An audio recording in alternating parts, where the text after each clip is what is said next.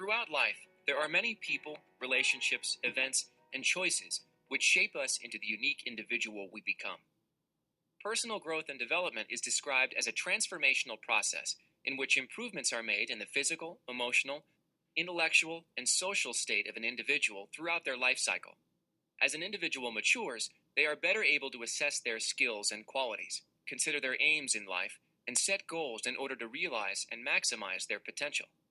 This transformational process includes the growth of positive life skills and the development of a realistic and healthy identity and self-esteem.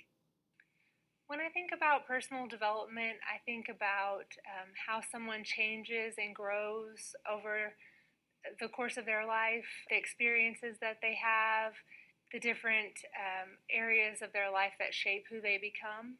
They're kind of deciding what things are important to them when someone's developing personally. They're deciding what's okay with them and what's not okay, and their beliefs and values, just basically shaping who you'll become. I think it's something that, even me now at 31, I feel like I'm still not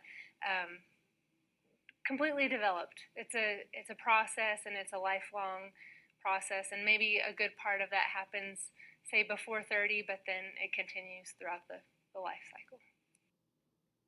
There are a number of physical, social, emotional, economic, and environmental factors which cause variances in personal growth and development.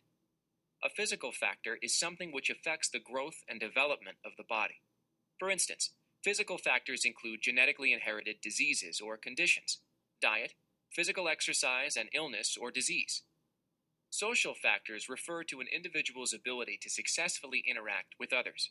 For instance, a child's ability to make friends or a group of co-workers' ability to work cooperatively in the workplace. Emotional factors influence an individual's feelings about something or someone. Social and emotional factors include family relationships, friendships, educational experiences, employment, cultural norms, religion, and various life experiences such as birth, marriage, and death. Economic factors relate to money or the costs and prices of goods. Environmental factors relate to the place an individual lives. Economic and environmental factors include income, housing conditions, pollution, and access to health services. Each of these factors interrelates and affects an individual's growth and development. I think your family is a giant factor that influences your personal development.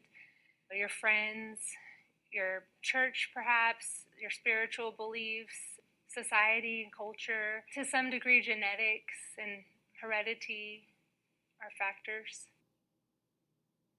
Family typically plays the most significant role in an individual's growth and development. During early childhood, a parent's attitudes and values affect the shaping of a child's self-concept. As patterns, interactions, and relationships within the family unit develop, children's understanding of themselves and the people around them also develop. Loving, nurturing relationships in a family are critical for the healthy development of a child. When a child feels safe, secure, and loved in their family, it helps with the formation of their self-esteem and well-being. It can also lead to a child who is more socially competent and has better communication skills than a child who does not feel those family connections. As children grow and their relationships with family members develop, they learn how to form friendships and manage and communicate emotions in a healthy manner. Families participating in their children's activities promote family cohesion, which enhances emotional and social development in children.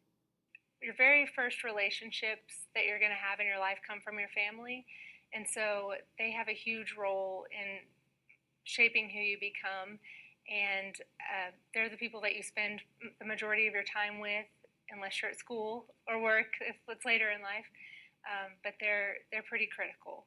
I think since you do spend so much time with your family, they have an opportunity to give you feedback about yourself, and they kind of teach you who you are. They're the first people that show you who you are in the world.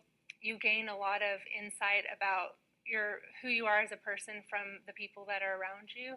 And so I think that they have a very crucial role in shaping your self-esteem. They can build you up, or they can set a more negative example, and they can just really give you your first taste of how the world is going to perceive you. There's just a lot of impact that the family has on self-esteem. I feel like if you're a child that has, or an adolescent that has special needs, whether it's intellectual or physical, any kind of special need, it's even more important that your parents and your family are people that encourage you and build you up, because you're already dealing with so many other issues, and so you really need people in your life that will make you feel good about yourself, so that then you know that you should feel good about yourself when you're dealing with other bigger issues besides just being an average child or teen. The family is the first and most important contributing factor to positive identity and self-esteem. Self-esteem is a term used to reflect an individual's overall evaluation of their own worth. It encompasses beliefs and emotions, such as joy, despair, pride, or shame. It may be reflected in their behavior, such as confidence or assertiveness. Self-esteem is the feeling inside when you know who you are, and it doesn't matter what anybody else says. If they try to break you down, you still have the esteem that you know that you're something great. That's self-esteem. The development of self-esteem in children is deeply influenced by the attitudes and behaviors of their parents. Supportive parent behavior, such as encouragement and praise for accomplishments, as well as the child's internalization of the parent's own attitudes toward success and failure, are the most influential factors in the development of self-esteem in early childhood. Self-esteem evolves throughout an individual's life as they develop an image of themselves through their own experiences and activities. Self-esteem is developed through practice and a lot of hard work. You have to make these affirmations to yourself. You have to look at yourself in the mirror. You have to know that these things that you're saying to yourself are true. And the more that you do that, the more self-esteem that you'll gain. Factors necessary for an individual to develop and maintain a high level of self-esteem include having positive role models, personal strength, uniqueness and individuality, and a sense of connectivity and belonging. Individuals with high self-esteem feel good about themselves and face the challenges of life more efficiently. High self-esteem provides the foundation for success and for managing daily life. Factors that affect self-esteem would be guardians, older people in their lives, parents. That affects your self-esteem. It could either be good or it could be bad, and it's kind of up to the older people in that child's life to establish whether they're going to have high self-esteem or low self-esteem. Self-esteem affects the way individuals learn, work, and build relationships. Personal success or failure lies within self-esteem. If individuals have high self-esteem, they're willing to try new things, develop closer relationships, and maintain self-confidence. Learning to improve self-esteem helps an individual meet goals and find success in life. Without strong self-esteem, an individual is more likely to take a passive approach to life, make excuses for not going after their goals, and become apathetic about their future. When we're talking about adolescents, a huge focus on development, how they're doing, good and bad, all of that stuff. A lot of people tend to focus on self-esteem, and they look at the way somebody feels about themselves. The benefit of goal setting, both short and long term, is that self-esteem is derived from our ability to accomplish things, things that we set our mind on. Even if that is buying a pair of shorts or buying the phone that we want, or, for girls, buying the jewelry or the hair stuff or whatever, or for a young man, if it's, buying a video game.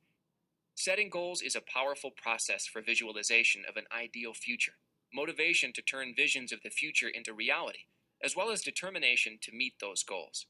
The process of setting goals helps an individual choose where they want to go in life.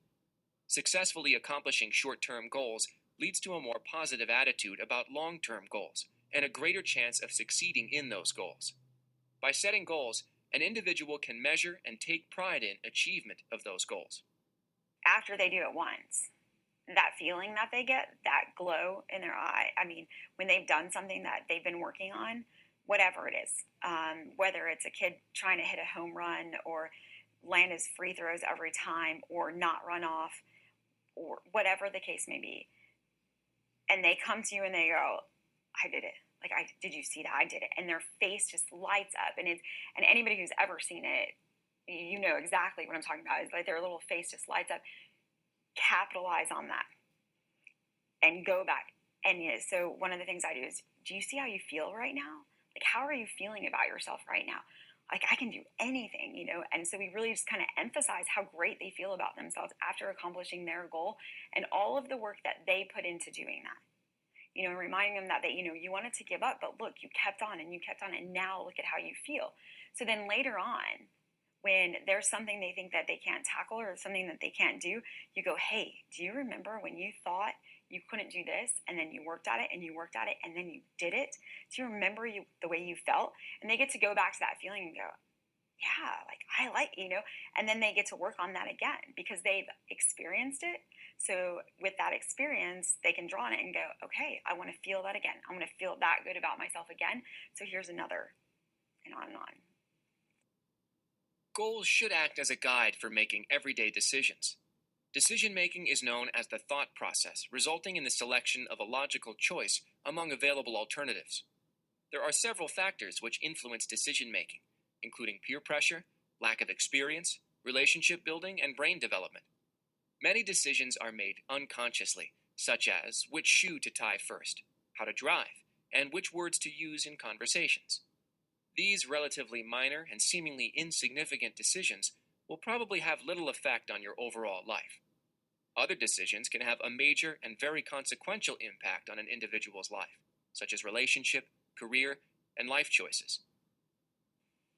Basically, if adolescents are making choices that are positive and good, you're going to see a kid who's more active, you're going to see a kid who's healthier, you're going to see a kid who sleeps better, you're going to see a kid who can function better in the classroom, is going to have better relationships, and is going to know boundaries. Those are all really important things. If you see a kid who is making poor choices, poor decisions, and somebody isn't helping them out of that, if somebody isn't giving them the tools that they need to make better decisions, or is berating them or encouraging them or any sort of negative response to those, then what you're going to see is a kid who probably doesn't sleep well.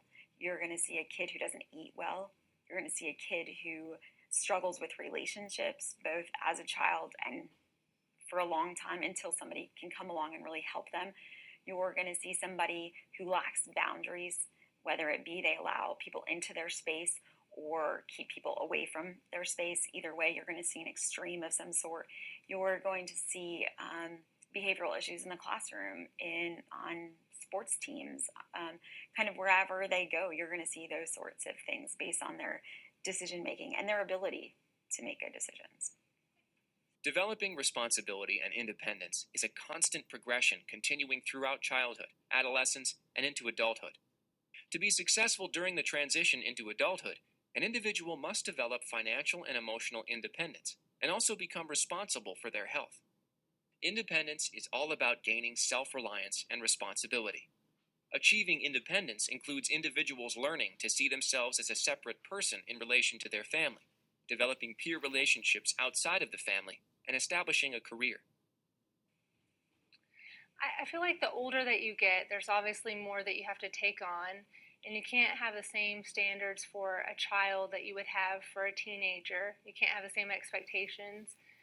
But I think just as you get a little bit older, you may have to become more financially independent, and you may have to take on more chores and housework and be consistent about your actions and be more deliberate about your actions and realize that there's consequences to those.